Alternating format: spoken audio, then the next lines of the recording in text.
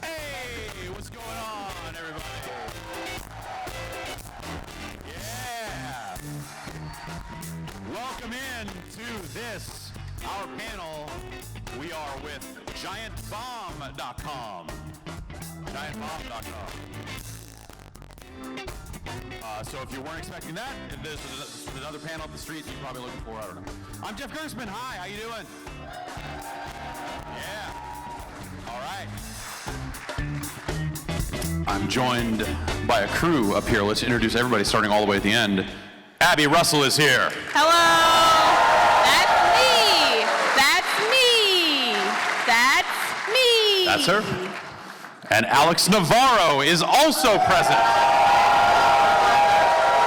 That's me. And Vinny Caravello is here. Hello. Hi. It's a pleasure to be here in Boston. Love this city. Boston, Boston. huh? How about it? Nobody's from Boston here. Oh, yeah, I was going to say, how many of you are even from Boston? Okay, all right, okay. Get out. You're outnumbered, but... And, of course, we've got Jan floating around in the middle here. Right here. Yeah. Yay! Hi. Oh, booze for Jan. Okay, all right. Ooh, wow, harsh. Well, so thanks everyone for coming out. You know, we've done a lot of these panels over the years. You know, now this is our 10th year in operation. I'm trying to think like that. That's impossible. That they said it couldn't be done, I think is what you meant to say. There's still time for it not to be done. You know, that's fair. There are still. Yeah. I think today I described Giant Bomb to somebody as all of us holding hands on a merry-go-round as it's spinning very quickly. And it only goes faster. It only keeps going faster. And there's not like some dirtbag going like, scream if you want to go faster. It just goes faster. And it's basically like if enough people just kind of like get sweaty or let go, the whole thing flies apart. Yeah. And I'm pretty sweaty. So it's amazing, yeah. Yeah. And gosh, I'm trying to think like that was late 2007, 2008 when we kind of got Whiskey Media together and started going, and ended up. I think that was probably the first time we went to PAX. There was only one PAX at that point. We were in the corner. Yeah, we were off in the corner. Actually, I guess it was maybe the first PAX East. I remember going to the first PAX East. It was a different building. Because Rich was there. Yeah, because Rich was there. And we were in the hallway in a corner, not in a theater. Yeah. The theater was like a corner of a room and like a card table that you kind of sit behind. They had a microphone, I think, maybe two. And we were able to talk to upwards of 60 people, I think. So can we do a quick show of hands? How many people have been following Giant Bomb for a year or under? All right, I apologize. How many people have been following Giant Bomb for 5 or fewer years?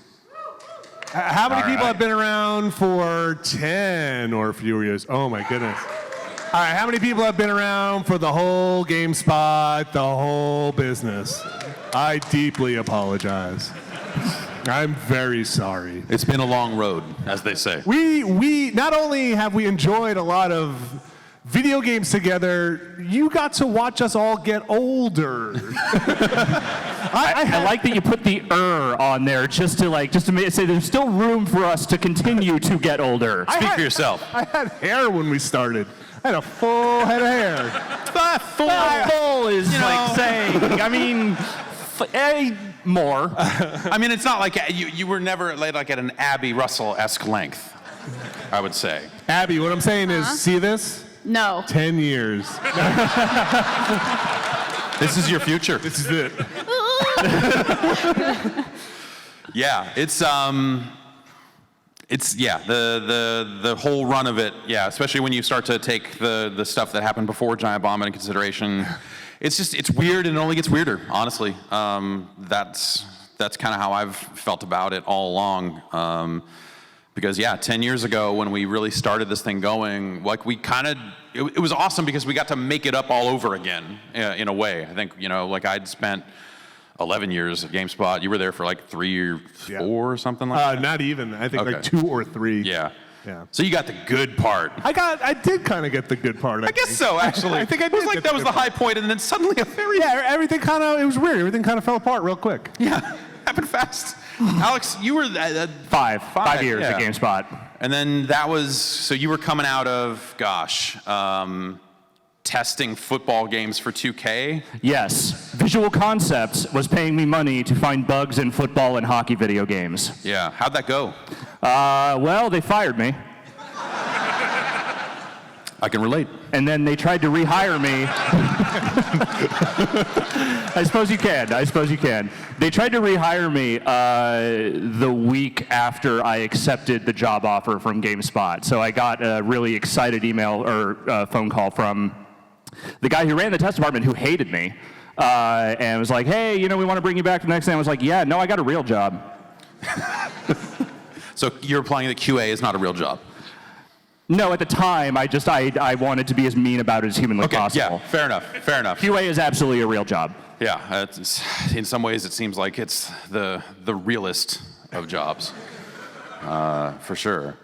Yeah, I feel like when I got to GameSpot, it was right about the time everybody was really trying to figure out how are we all going to make money from this in kind of ways that will cripple this industry kind of forever, right? So it was about the time that, hey, how do you make on the spot more TV-like? Maybe that's an avenue, right? Yeah. Let's add in commercial breaks every 22 minutes. Even though they had not sold ads to anyone. Ever. It was really just practice for hey, you guys, just want you to make this like television for no discernible reason. So it's funny because I feel like that really informed when Giant Bomb came around of no, just keep recording until you either run out of tape or we run out of dumb stuff to say, because that really kind of burned a lot of people. This no, you got to stop. We're running out of time. Yeah, leave this shit rolling. No one wants long videos. And there was no tape anymore. By that point, we were on P2 cards. You remember how expensive those were? Yeah, like $500 P2 cards that held like what, 16 gigs or something. Man. Yeah. So I feel like the things that we talked about were okay, we're going to try and do longer stuff. We're not going to put up no raw gameplay without somebody talking underneath it. Yep. Because I was mandated when I started at GameSpot. It was 3 videos, 1-minute videos for each game of gameplay. Yeah. And I thought those were super dumb. And we said we're going to try and put people talking underneath everything. And that just never worked out for us. Just talking underneath video games just seemed like a bad idea. Yeah. No future. Yeah, no future in that. So we're proud to announce that we're just going to stop talking and just we're just going to from here on out it's just going to be raw ass gameplay. Nothing. Just turn the microphones off. Abby, push the record button and just let it go. And then we'll chop out 30 seconds here and there and just clip it and put it up. The commenters will finally get what they want, for us to shut up. Yeah, definitely. It's about time. Who out there has ever left a comment on one of our videos? Get out.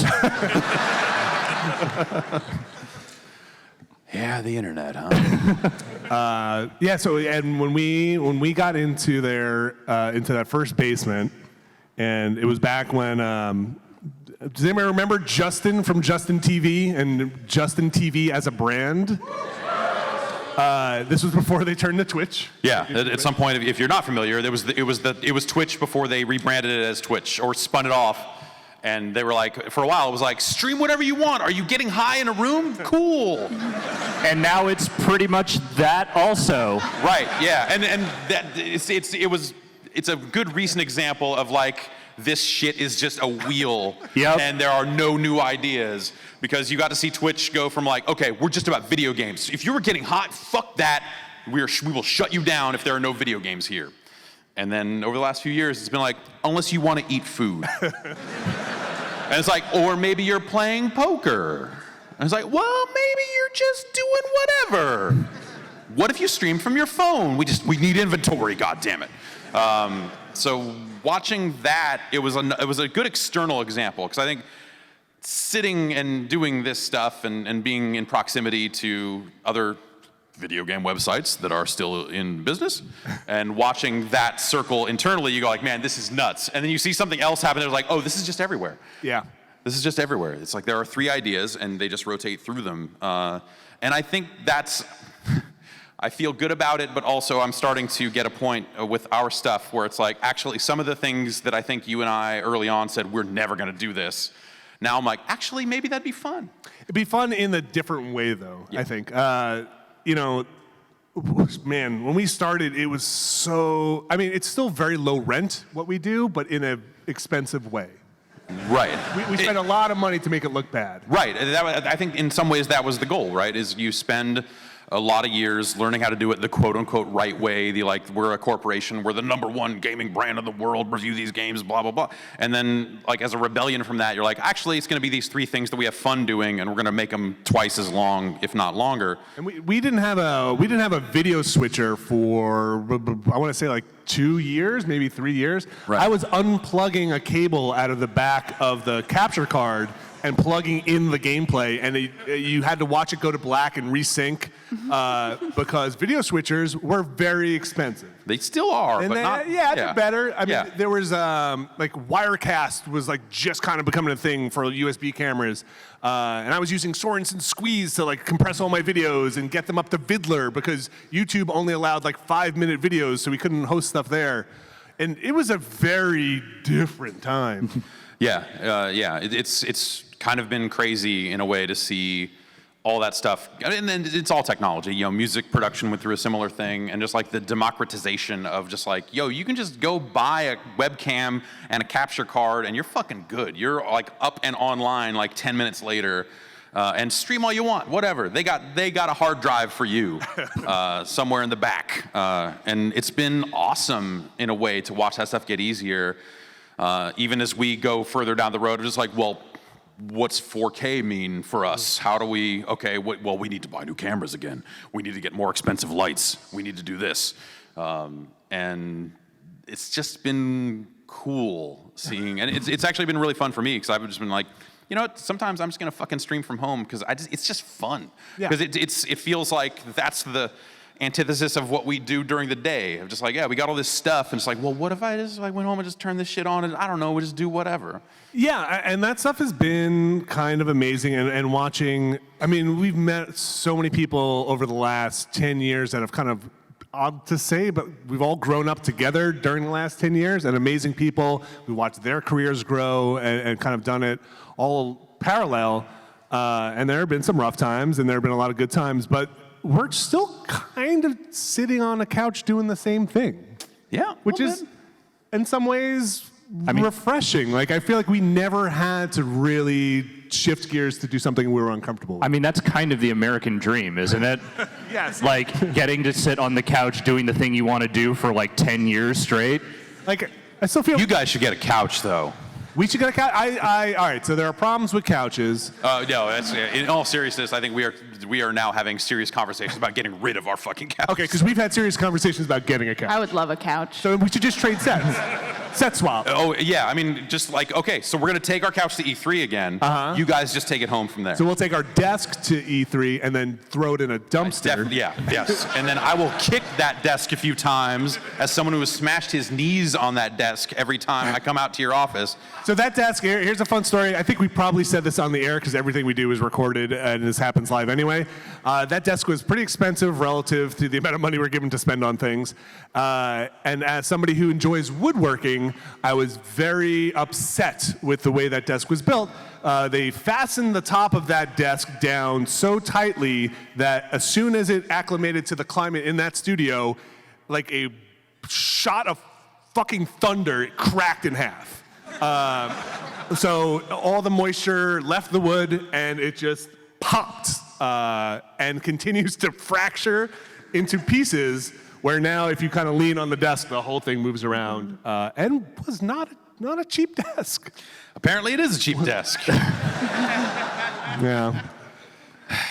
So what do you want to do with that? I mean, so the 3 of you working out of the New York office, what do you want to do with what do you want to replace that desk with? What's I don't the know. discussion? If we had a big studio, Well, you're not going to get a big studio. Okay. If we had a studio. Okay, you're not going to get a studio. All right. If we had something other than a broom closet. Okay, fine. We'll entertain the non-broom closet thing. Well, okay, first things first. Abby, I know it's on your wish list. You tell everybody. On my list is a space heater. I don't know. I thought you really liked just constantly wearing a robe 8 hours a day. Okay, I do like that, but I want to That did look very comfy when I was in there, and suddenly, you were wearing a robe holding strawberries, and I was like, this seems cool over here. Lebowski-esque lifestyle you've got going on over there. What else? A green screen. Oh, I would love a green screen. I want a green screen and VR. I love both of those things. We have VR. Okay, but I want real VR. Wait, what does that mean? Because I feel like we have real VR. Well, we have PlayStation VR where you like sit and you have to set up like a ladder in front of you, and then I'm like hitting everything in the room. I want VR where I can like run around and punch dicks again. Yeah, you want West Coast VR. Yeah, I want West Coast VR. Oh, so you want the thing only people who have VR development studios have? Yes. Okay. Great. Well, there's plenty of people in the VR development industry. We're all going to go work for a VR studio. We're going to figure this thing out. I got this great idea. What if you had guns? Like in a VR game? Yeah. That'll never work. That's like talking underneath video game footage. Don't be an idiot. Okay, you're right. Yeah. Okay, forget it. Forget it. Yeah, I'd say top on my list is a wall. Okay, so I was drilling through I was drilling through a wall. Yeah, we got to build that wall. As one does. Yeah. I would love a wall. I was drilling through a wall. I was hanging shelves and realized the depth of the molly, which is the thing that'll hold the screw into the wall. You say so. Yeah. We're going to drill through this hall and do some molly, and okay, great. We're gonna have a great fucking time. Feel this wall. I couldn't. It's not very long. It's about an inch. It's a piece of plastic that's about an inch long, maybe an inch and a half, and it wouldn't go into the wall. It was hitting something. And I kept banging on the. I took a pencil finally, was shoving it through the wall. Realized I was coming through the opposite room's wall. And it's a conference room on the other side. Was anyone in there? Were they like, oh God, they're coming? No, but that's how thick our walls are. To the point where I bought Philips Hue bulbs for the other studio so that they can turn on a light bulb and remotely in our studio, we see the light go on so we know when they're recording and they know when we're recording because literally we can talk to each other through the wall. And sometimes they're not super happy when Dan screams a lot. Oh, you're forgetting the key detail in all this is that it's not just that Dan screams, it's that Dan screamed the word fuck as loud as humanly possible while they were recording a stream that had no swearing on it. And so, a live stream, and I just got a text message that's like, dude, that was super rude. And I was genuinely like, what? He's like, just super rude, man. I can't believe you're just screaming fuck at us. It wasn't at them. No, it really wasn't. It was at Contra Hardcore. It was. Just send them the link to the video and go, you watch this, see what you would have done. And he would have been like, fuck. Yeah. So that is probably that makes things interesting over there. Yeah. The noise stuff is tough. You were just there. It is very small. Yeah, no, it's a small space. And then, like being able to hear them, like I didn't even realize, like I guess I knew that like there were people that were recorded right there and you had to be quiet, but I forget every time. So like we're in there, mic checking for the podcast, and I'm sitting there going like, fuck, and you're like, hang on, the light is on. I'm like, what light? What the fuck system is this? I was thinking like, okay, what would I do if I had to do this all over again and build a studio from scratch? And I actually, honestly, no bullshit, I think I preferred when all our desks were like kind of right around where we recorded. I think that all the time. Yeah, like I think if I were to build it from scratch, I would actually seat everybody in the studio. Yep. And there was something that made it very, even if you weren't in the recording, you could turn around and participate. And it was by necessity at the time. Right. But I also kind of miss it. And we're far enough away from our studio where it's a pain in the butt. We gotta walk through a minute and a half to get to our studio. Yeah. My God. Yeah, it's gotta see Jeff Bachelor on the way. Yeah. Gross. Yeah, it's just gross. It's terrible. But it's there's something weird about that, the missing that portion of it. Yeah, I think for me it's a few things. It's like there's that element of it of like, you could kind of turn around and yell something into the recording if you needed to, which was always fun and weird. But it was also, you got to hear about every game. Yeah. When it was getting recorded. So it was like, it was informative in a weird way. I could sit there and go like, oh, that game sounds like shit, and keep typing. And that was kind of cool. Yeah, it was. And I think it made you also realize, you were able to keep up. We recorded a lot of very long stuff. And it let you keep up with what was going on. Right. Like sometimes it's hard to watch everything.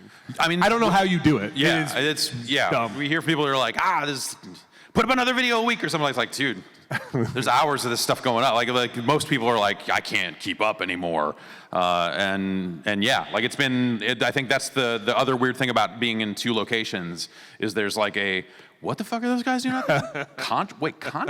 No, the hard, okay, all right. Whatever, you were playing fucking Garfield. You're one to judge. No, that's Garfield's good. John Arbuckle drank that dog cum. He did. He really did. Wait, That's a thing that happened in the That's a real strip. thing. He drank dog. okay. No, that's fuck what Jim Davis said about like, oh, it's a protein shake. Like, yeah, I know what kind of protein you're talking about, Jim Davis. Okay. John Arbuckle. Not that there's anything wrong with that. I mean, whatever. It's not like he got it directly out of the dog. It was just like, Where did he get it? it was in a cup, Okay. a coffee cup. We've done worse. Where would you keep it? A coffee cup. Yeah. Of course. Yeah, I think that's, so we're going through some similar stuff with our studio space where it's like, we know we could make this look better. We know we could have this be a more effective space if we started thinking about tearing stuff out. And then it's like, okay, well, shit, do we want to get bar stools and a wide table and we sit at either side and look down at a monitor? Do you want to get like a desk, like something like this, and we're all staring out at the cameras? And I just don't like either of those looks enough. Especially like if we're like, oh, this is going to be a 4-hour stream, sit on this bar stool. I'm like, that's probably not going to work. Yeah. So here's the real thing, though. Like, do you want to get rid of the couch because you don't want a couch anymore, or do you want to get rid of the couch because the couch you have makes you look like your spine is broken? That's a big part of it, honestly. Like, everyone looks like shit Like, you on that sink couch. into that couch in a way that is not healthy. No, and the way... Listen, I bought those couches from IKEA after at least 5 minutes of looking through what was there. They held up for a lot. Like, I'm sitting there looking at them going like, what if we just got some plywood and just shoved it in there to stiffen it up a little bit? I don't know. Yeah, so I think I could warm up to a better couch because you're right. People look like garbage in that couch. Like, I'm dreading E3 in a weird way because right now we'll probably just take that couch down because who the fuck's gonna have time to do any of this before then? And I'm like, man, we're gonna get all these guests in here and then they're gonna sit on that couch and it's gonna be like knees in your chest and like. Well, I don't care what they look like. It's just us. I'm only worried about us. Okay, well, like. Let's not make the rest of the industry look like garbage. That's fine. That's fine. Yeah, we do that every day. But yeah, also bringing on Ben. Ben being pretty tall. And you just sit over, like look over him, it's like his knees are just like here. He's like sunk so far down. Like, Ben deserves better. we can all do better than this. Yeah, so like there's a part of me that wants to just tear everything out of there, and like I've actually thought like, man, what if we just put desks in here and made it look like that fucking TMZ set or the fucking the cop show set from that year at E3. Oh, wow. Okay. Like minus the porn. Okay, a little bit of the porn. Little bit of the porn. I really liked. Remember when Brad went to South Korea for the StarCraft stuff? Yeah. I really love those pods that they play in those, and the confetti goes off. Yeah. Like, what if we got those? When would the confetti go off, though? Every time you want it, you just have a button. Okay. Or no, you know what? Abby, Look where it do you up. stand on confetti pods? Pro confetti pods. Yeah, Great. We hook this into social media and Okay. hashtag go confetti, and then it just goes. Twitch plays Hashtag- our confetti pods? Uh-huh. Yeah. All right. I want an like at this point, I want an over-the-top, overly produced set. Yeah, I mean, the thing that I always was striving for in the back of my mind with this stuff was Japanese TV. It was just like, I want like my face in the corner, and then full screen is someone preparing food, and there's a bunch of words on the screen, and I can't read any of them, and I'm just going, That's all I want. That's all I've ever wanted. And just like in a corner, like Beat Takeshi is there for some reason, and he's just like Fucking A. laughing his ass off. Yes. Yes. So yeah, like, or the Japanese game show vibe. Sure. So that's actually something like, so we rolled out a beta form of a 24/7 stream called Giant Bomb Infinite recently, and that has made me think more about the legacy and length of time we've been doing this a lot more than anything ever has before. Oh man, what a blessing and a curse that thing is. Like, just watching opinions that I'm just like, I'm pretty sure I thought this about this game. Nope, I guess I really did say I loved this thing back then. Yeah. Videos that I was on that I have zero recollection of ever being a part of have cropped up on that thing. And boy, that is an alarming thing to realize that there's an archive of things you have no memory of at all. That is where the phrase, that sounds like something I would say, Yeah. was born. Abby, have you experienced anything like that yet? I mean, it's been like, what, did- 6 months, a year? Almost a year. It'll be a year in Yeah. May. So I did have something recently where I was doing a live stream. I think it was Guide in the Ring, and I told a story, and I looked over at chat, and everyone was like, "She just told the story on Giant Bomb Infinite." So there goes all my jokes. I love to recycle. That is a rite of passage with us, is Yeah. the first time you tell a story that you've already told on previous content and the audience recognizes it, that's it. You've made it. You're part of us. Yay!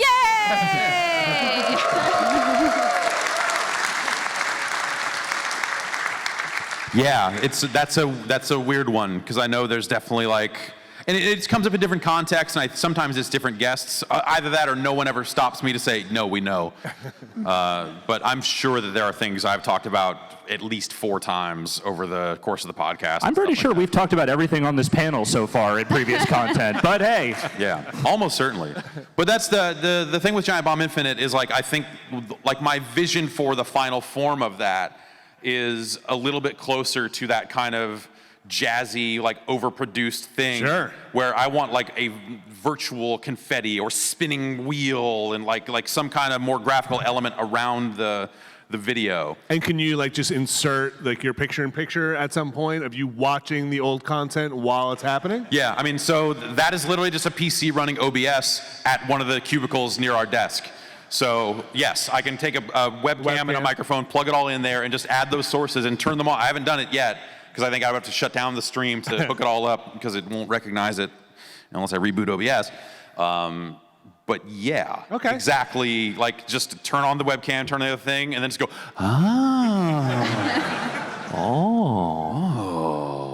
That is just like the most Ouroboros shit. Like that is just the snake eating its own fucking tail. God. hey, yeah.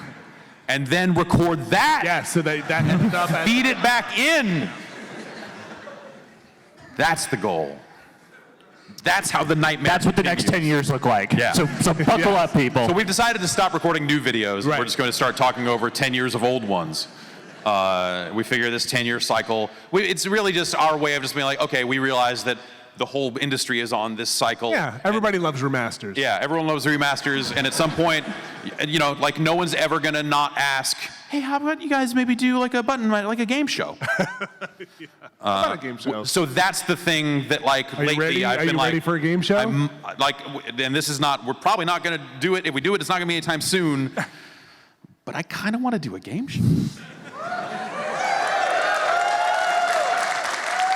I still have a somewhere in the old Caravella house is maybe a 10-page document that says super button mashing on it somewhere. Do you remember that? What made it super? It was right around the time that we're like, oh, we should reboot button mashing, and I wrote a whole spec for like, okay, here's what we would do for button mashing. We'll call it super button mashing. And it never was filmed. Did you just write, we're going to call it super button mashing for 10 pages? Like, what was it? What was the thing that made it super? I When did can't- you write wow. this? Was this like last year of GameSpot? Yeah, this was like towards the end there. Right. And when things were just like, I don't know what we're doing anymore.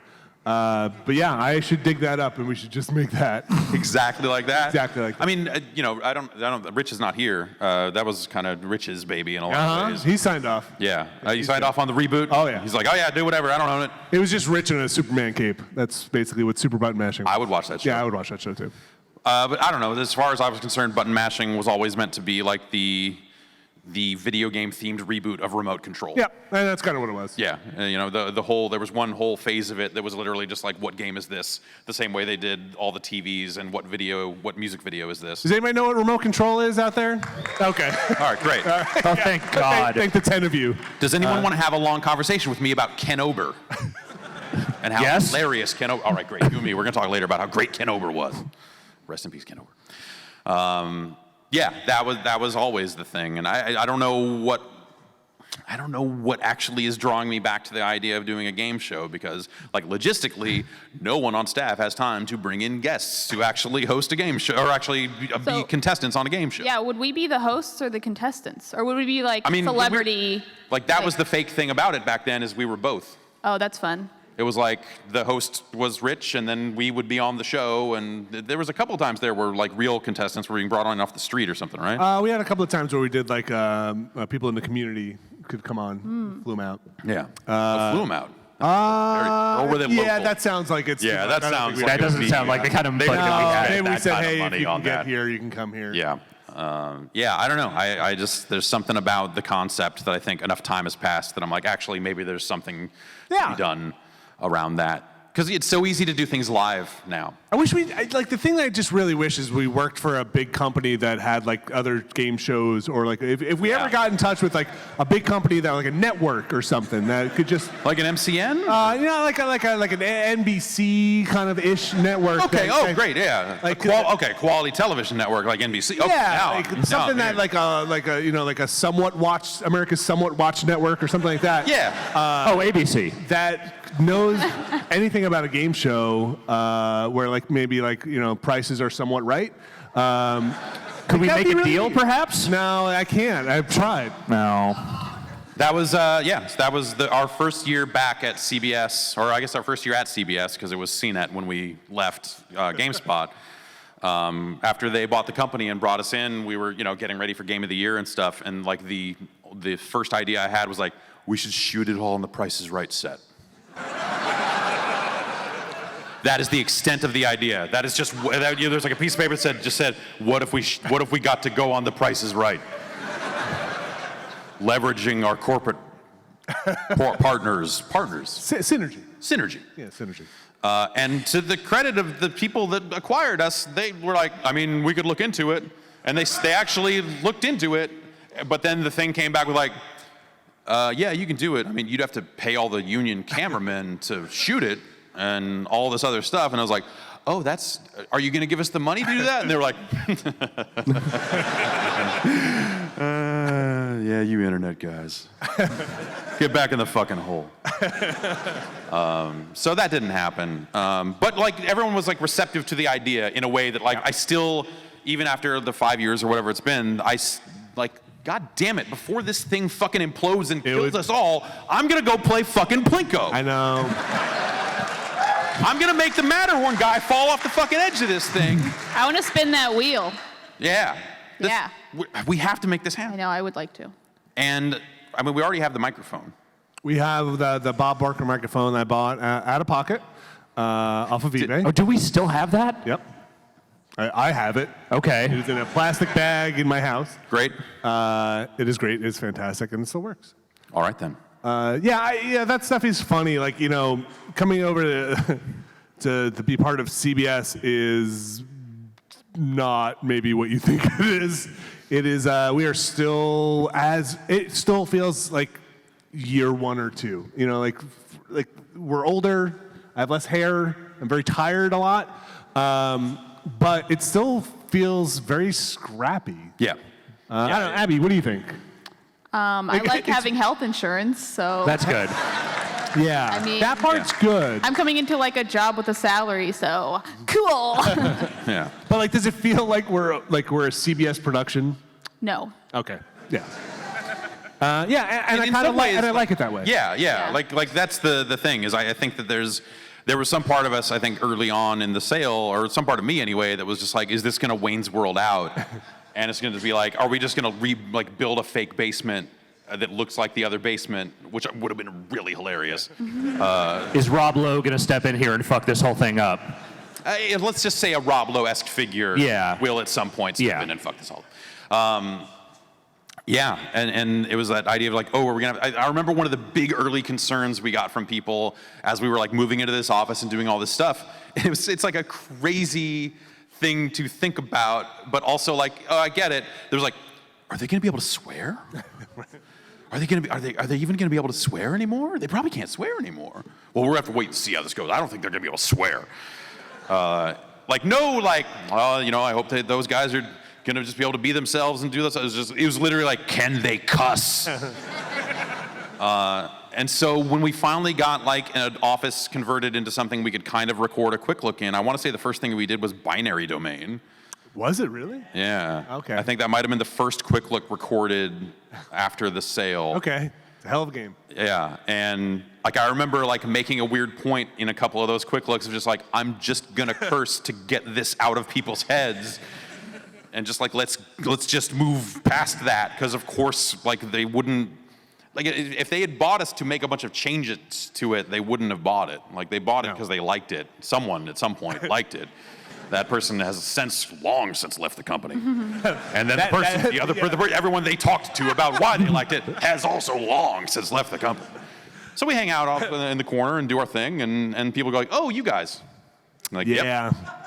I think I like the OU guys though. I feel like we have a lot of freedom because of it. Yeah. Now, I know it's more annoying for like you guys because you're dealing with like the budget shit. I think but- it's like the balancing between like how much do you actually want those people coming in and like Yeah, totally. fucking it up. Like, do we want network notes? Probably not. No, but at the same time, like I think like 10 years in, like there's ambition to just like, you know, we should be on the set of The Price is Right. I would, yes. And I still think we should have our own late night Showtime show, honestly. Yeah, no, there was definitely like at one point like, hey, should we like start thinking about getting this on television somewhere? And it's like, demographically, maybe not the best fit for some of the networks in our portfolio. I was like, I understand, I get it. We're not maybe we're not CW friendly. If we had a late night Showtime show, would people in this audience subscribe to Showtime? Okay, we can use that. We can put this in, bring this to a meeting. We'll sweeten that up a little bit. We'll turn up the cheers a little bit. Yeah. Yeah. I always thought that would be a fun thing, but like honestly, like the television dream was born out of being told multiple times that On the Spot needed to get cleaned up to be on TV, and then like finally asking like, does that mean you're pitching it to television? And they're like, well, no. Right.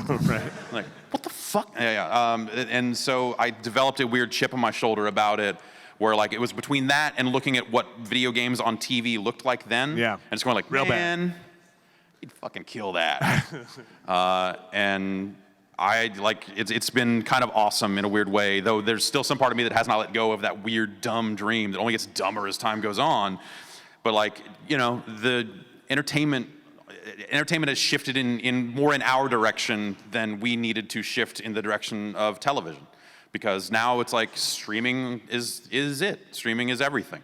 Streaming music, streaming it, you know, it's like all that stuff is just so readily accessible to people in so many different forms, in so many different uncensored forms, that it's felt good to feel like, oh, you know what, maybe we like kind of had figured that out a little bit early on. Yeah, which is funny because we had no idea what we were doing. No. Like, and like we kind of still don't. And sometimes people do ask, you know, even within the company, like, hey, so, you know, we want to start live streaming too all the time, and what do you do? And it's just like, don't be a fucking idiot. Like, just kind of. Or be an idiot, but like be like a good idiot. Be your own idiot. Yeah, don't fake it. Just stop faking it. And like, and they're like, I think I got it. And then I'll watch stuff and be like, no, you didn't get it. Hey everybody, we're here with we got this sponsor in the house, and this person's from a TV show. And like, I get that stuff. I am very, again, I think I said this earlier, very happy that we haven't had to really do that stuff. And there's really thanks to everyone in this room, the subscribers and everybody who's let us not have to do that fucking bullshit, because it would kill me. I mean, there's stuff that we do, like there are ads we're doing, you know, we've done erectile dysfunction ads on. We literally just did an erectile dysfunction ad. You got a soft dick? Come to Giant Bomb. Yeah. We got the hookup. That stuff was was really interesting to finally do in a weird way, because it was like, you know, explore that space, like, you know. Like I wanted to try it. Like it came across our desk and it was You like, wanted to try it, yeah. no, You really want to try it, huh? Listen, I know. Want to give it a go? I know a site and a discount code you could use. no, I know a better discount code. No. It's shorter at least. It is. Like that stuff came across. that stuff came across my desk. It was like, hey, would you guys consider doing ads for dick pills? And I think the question I had was like, are they real dick pills or like Alex Jones-ass homeopathic dick pills? Like, am I gonna get in the fucking gorilla mindset when I take these? And they were like, no, this Folks, these are gonna make you turgid. Yeah. They're gonna make you real stiff. And they were like, no, this is the real shit for like a doctor has to get involved. I'm like, okay. Like, okay. Okay. Then I'm willing to try this ad out and see how it goes. And you know, like predictably, there were some people who were like, I can't believe they're doing ad for dick pills. It's like, what is it the part where we say dicks? Is it the language? People need their dicks to work. It's, well, yeah. I am still... It's a medical service.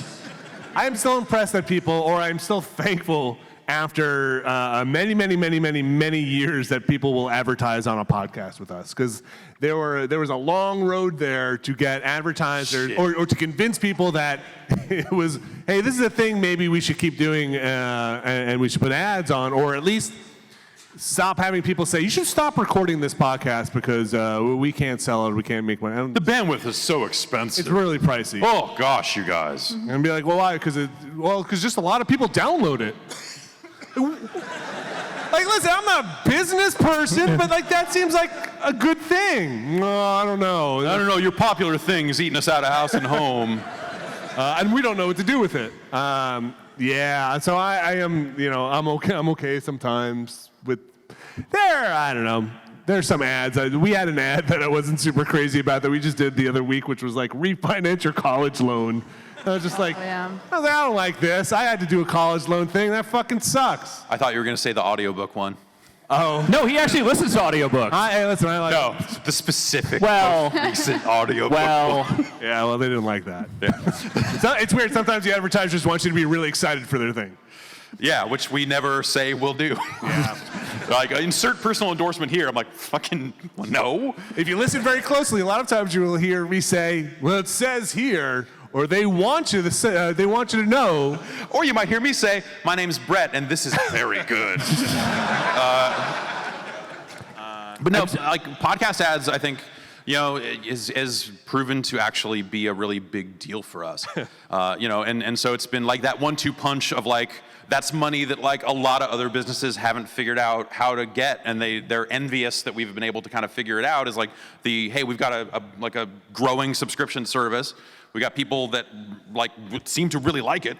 And then also we've kind of figured out like, hey, we've figured out how to have a popular podcast that people want to advertise on, and they come back and advertise again. And like that kind of 1-2 punch is the thing that kind of keeps us like going from a business perspective. And it's been And people who buy T-shirts and hockey jerseys. Yes, yeah. Thank you. Yeah, which we had hoped originally. The whole plan was to have hockey jerseys out to people by PAX in case you wanted to wear it to PAX, and then the fulfillment stuff changed, and I think it's like, is it next week or the week after? It's soon. It's very soon. Everyone who ordered one got an email. I got an email as someone who ordered one. Didn't get a free hockey jersey. Didn't get a free hocky jersey. They are. Oh, we paid for our hockey jerseys. Yeah. They're expensive. It's true. They're expensive. And thank you for buying them. Yes. That was fun to finally. That's the lesson there to learn if you go to start your own website is sometimes keep your fucking mouth shut when you have an idea, and don't say it in front of people that then like want you to do it for a full year as you are scrambling to figure out a way to do it. Because hockey jerseys take a while to find and source if you want to get one that is not shit. Hey, I got a question here because nobody thinks it's a good idea, but humor me. Would anybody buy a Giant Bomb umbrella? All right, we got at least 4 No. people. No? Okay. All right, raise your hand if you think you'd buy a Giant Bomb umbrella. Okay, all right. I guess it's a great idea. It's not a good percentage. It's not working out. Don't raise your hand if you'd buy a Giant Bomb umbrella. Ah, crap. Jan, you can edit that in post, right? All right, thanks, bud. Okay, I mean, if we're going to just do full-on market testing. All right. I just said I wouldn't say. All right. Would anyone buy a Giant Bomb bobblehead? Okay, but you can use an umbrella. It's true. It stops you from getting wet.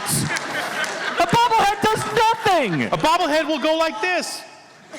I'll do that on a stream. That's fine. You don't have to pay for that. Well, sometimes you do. Well, yeah. Yeah. We should just do a Jeff Bakalar bobblehead. And Oh, nothing else. yeah. And when you hit it, it just says, "That's fantastic." Yeah. Yeah. Okay. He just says, this fridge is the best. I'm in Florida. Hockey. Jeff Bakalar is a sweet, sweet man. The sweetest. He's a sweetheart. Yes. I only get to see Jeff Bakalar maybe like once or twice a year. And every time it's like, oh man, Bakalar's so good. He's a very nice What a person. good ass guy. So 10 years. I think we're probably getting close to time here. We want to do some questions, but But you also have something that I feel do. like Before we need. get into question time, I want to present a gift to Abby Russell, Who, me? who has been just a pleasure to work with over on Giant Bomb East. You should watch 13 Deadly Sims if you have not yet. Great feature. I feel like this is too You nice. can't boo. You're dead. I hear a ghost. I hear a ghost of a very handy Patrick Clement. How did Patrick die? Did he like whack himself to death or something? Electrocution, and it took forever. Not a good so conductor. long. It took so long, but I fucking did it. Yeah, you did. I feel like this. Thank you. You killed him dead. I feel like this intro has been so nice that now the gift is going to be mean. No, this is very near and dear to my heart, Okay. and I really hope you appreciate this. I'd like you to read the inscription that. Oh no. Please, thank you. It's time to get shwifty. We just thought, after a year with Giant Bomb, you deserved a gift that you would really love. So much. Please I don't wear think it. I'm smart enough to wear this hat though. Please wear the Swifty hat. Do you have a Pickle Rick one you could put on?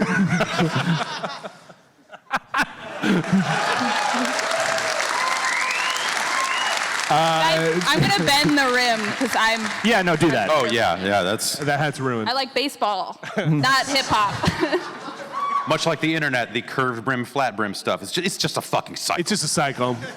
Should we have folks line up if they if there's got a questions? microphone here and here. So if anyone wants to get some questions here, we've got a little bit of time left here. Yeah.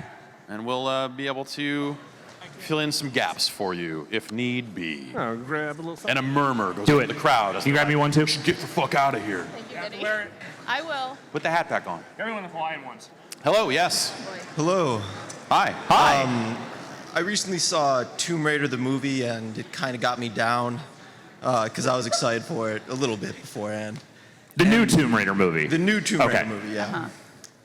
And I'm wondering if you have any thoughts why video games and movies are so incompatible. I feel like books and video games have really worked out sometimes. Yeah, that Dante's Inferno is great. Always exceptions. Fair. But also, what is the next good, maybe movie video game, because there has been a few, and what could be the first good video game movie? I could see. Aren't they making a Last of Us movie? They talked about it. I don't know if about that's it. I actually could happening see or that not. potentially being Yeah. good, just because the game was so narrative and so emotional. But I feel like, at least what I have seen from video game movies, I feel like they try to pander to what they think a gamer wants, which is usually like a lot of action, like not necessarily a good narrative. At least that's, I feel like, what I've. Yeah, I feel like video game movies, they're never faithful to the source material, and also the source material often isn't deep enough to really support a movie, and so you end up with sequences like in the Doom movie, they're like, this is the part where it's first person, because you gamers are gonna like it. And it's like, fuck off. Like, this stuff's just, so it always feels like it's like pandering, but also not even good at doing that, and I think it's really hard for them to come together. Like, the only actually good video game movie is the first Mortal Kombat movie. That's a good one. I And the agree. reason for that, though, Second one is horrible. but the reason it's good is because it, one, understands what its source material is, which is just the dudes who made Mortal Kombat love Enter the Dragon, and that was, they made that, but like more weird mystical demon shit. And they were like, well, we'll just make it like those other, like, sort of like, grindhousey B-grade martial arts movies. And he made that. And on that scale, it worked. As soon as they started trying to scale it up with that fucking Armageddon movie, it's so bad. it all went sideways. Jackie And every Chan. time they tried to turn it into like a big blockbuster type thing, it fails miserably. And that second movie was where that's where the stuff that tied into the games felt even more pandering. Because like the references in the first one were like, oh, we did this and did this, you know, but then you get in that second one, they're like, oh, what about an animality? But it's like, that's not what an animality is in the game, son. You fuck up. Also, you have $50,000 to make this movie, so it looks like shit. Yeah. I saw that with a friend of mine who walked out halfway through, said, I'll be in the fucking lobby. I can't. And left me in that movie theater alone. So I cranked it. It was good. It's a hot movie. Thanks for hymns. Hi, my name is Rob. Giant Bomb username is Zetabyte. Awesome. I wanted to ask a question, but first, give you guys a theory. ABC, America's somewhat watched network, and the nemesis of CBS, just put out a show called Alex Inc., which is based on the real-life founding of Gimlet Media, a gin drink, being the nemesis, perhaps, of whiskey media, starring Zach Braff. Who is my nemesis. Yeah. The science is irrefutable. Yeah, Alex. totally. All right. So aside from me just wanting to know, would you ever option the story of whiskey media to CBS and kick that other show off the air? Shit, it wouldn't even be our choice at this point. That's something that they own, so yeah. But also, who, aside from Alex, you already said, but you can say another one, who or what is your nemesis? My nemesis. Yeah. Who is your nemesis, Vinny? What counterbalances your existence on this That planet? fucking light that goes on when we're too loud in our studio. Goddamn nemesis. Yeah. I think for me, honestly, the last 10 years compared to the 10 years at GameSpot, the thing that changed with me is GameSpot was a very competitive environment where a lot of what drove GameSpot's innovation was literally fuck IGN. Those motherfuckers. We're dusting them in traffic, but still fuck them. Or there was a while where they were beaten up. It was oh! And so a lot of it was just based on that. You see them out, you're like, you don't talk, don't talk to anyone. It was so dumb. Do not talk to anyone. So dumb. I told this story before. I got yelled at for sharing footage with somebody from IGN once. It was ridiculous. And it's company provided footage. It's not like it's we were anything. shooting a Blizzard, it was a fucking Blizzard trailer. It was ridiculous. Yeah. And so I think, part of it was by virtue of we were starting from scratch, we weren't going to compete at that scale and whatever. But also I think a lot of it changed around then to where it's very easy to, I think the thing everyone in this line of work realized is just hey, this shit is ephemeral as fuck. There are not a lot of people in the world that are doing this for a living, and we're all super alike. And so it became a lot easier, even if there are outlets that I'm just their output's not really for me. There are still people at those places where I'm they're totally solid people. I like them. They're doing what they think is best, and that's cool. And so I think that's the nice thing, but also it's something I have to still strive because it creeps back in. And it's my own failing in a way. It's just I have to try to make sure to keep that competitive shit from coming back and clouding my judgment. And trying to just realize that it's it's at the end of the day, we're just making shit. Everyone's just doing what they can. So the concept of a nemesis is your nemesis? Yeah. Oh, okay. Yeah, I guess. Abby, who's your nemesis? Probably my cat. That dude can suck an egg. All right. Thanks for the question. Thank you. Next up. Okay, I can hear myself. Okay, first off, I want to say thank you to everybody. You guys are really great at making socially inclusive content. I suffer from anxiety really starkly, and you guys have always been fantastic at that. I feel like I can very safely listen to and engage in all the media you guys produce without ever falling into a subset of content that puts me on edge or pushes me into a panic attack. And there's definitely content that exists in this sphere of games media that does do that. So I want to thank you guys for that level of social inclusivity. Thanks. And hey, thank you for getting up here. That's cool, man. It means a lot. Secondly, I have a completely off the rails question. Call of Juarez. Go on. Army of Two. Kane and Lynch. Fuck, marry, kill. Oh, shit. All right. So Colin Juarez, Kane and Lynch, what was the other one? Sorry? What was it? It's Army called of Two. Juarez. Call of Juarez, Army of Two. Yeah, the individual titles. Kane and Lynch, okay. Franchises. Oh man. I think it's fuck Calawares because Cowboys. Am I right? I was gonna go with Army of Two because they're into some shit. Now, those guys are not going to be attentive to your needs at all. At all. But they can have a conversation about the Wu-Tang Clan. I mean, so that's like Mary. You're just gonna hang out with the Army of Two guys? Yeah, I don't want to talk Live about your life? Wu-Tang until like we're 90 they years can old. talk about Wu-Tang and they got really kinky masks. And they go back to back, you know what I'm saying? I do. So, fuck Army of Two? I don't know, like, marry Kane and Lynch, because at some point there's no escape. Yeah. I think I say kill Army of Two. Kill Army of Two? Yeah, fuck all Juarez, kill Army of Two, marry Kane and Lynch. Sure. It sounds like my career. Yeah, Yeah. These are the real dog days. See ya. right on. Thank you. All right, we got about 4 minutes left here, so go ahead. A couple more. So while I have the opportunity, thank you for making the Persona 4 endurance run. I still end up watching it every year somehow. Not the whole thing. Right on, thank you. And I don't the know, there's follow-up some- question. Follow-up question. Do you ever, this is mostly for Jeff, I assume, who runs the interference list, do you ever worry that a CBSI executive throws a dart at an org chart and says, giant bomb? And it says, no, shut it down. And do you have any contingency plans if that worst case scenario were to happen? I think, you know, you kind of have to be all in on the thing while you're at the thing. So, like contingency plans, like not especially. You know, there's always like, oh, what would I do if I wasn't doing this? Sell dope. Yeah. You got to be all in on the thing, right? Yeah. But honestly, like, it's, again, it's a testament to the people here and our premium subscribers and, you know, the strength of podcast advertising and a lot of this other stuff that, like, we're in a pretty good spot. You know, like, the internet is hard, especially if you're trying to make a living on, like, display advertising. Like, ad block rates are only going up. You know, and all this stuff about, you know, browsers are going to stop auto-playing videos, and more people are getting concerned about how their data is being shared, which makes them a little more likely to investigate an ad blocker. Like, the way that traditional websites are making money, at some point, kind of has to go away. It's definitely starting to, or finishing up in a way. It's been at it for a long time. You know, it's not great out there.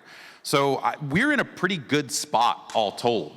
You know, where we're scrappy. We're not like 30 people or anything like that, which it'd be fun to be 30 people because it'd be like, fuck it, let's go everywhere and shoot everything and cover games like a motherfucker and get out and go to this pizza thing and eat pizza. You know, it's like shoot videos of pizza and more pizza-related content. A lot of pizza.